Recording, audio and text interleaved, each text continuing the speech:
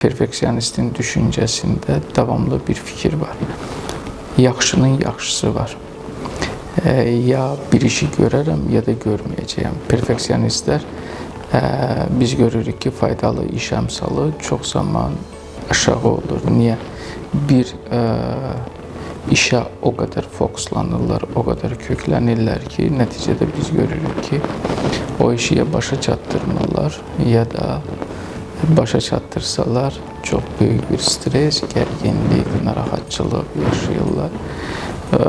Və düzdür, biz görürük ki, bundan əziyyət çəkən insanlar arasında işləyən, çalışan, həyatda müəyyən uğurlar qazanan insanlar var. Və bu uğurun arxasında da həmin insanları biz davamlı gərgin, narahat və təlaşlı görürük. Və burada əsas diqqət edəcəyimiz məqam, əsas məqamlardan biri yaxşı ilə kifayətlənməkdir. Burada məmnunluq vacib bir şeydir və kiçik uğuru mükafatlandırmaqdır.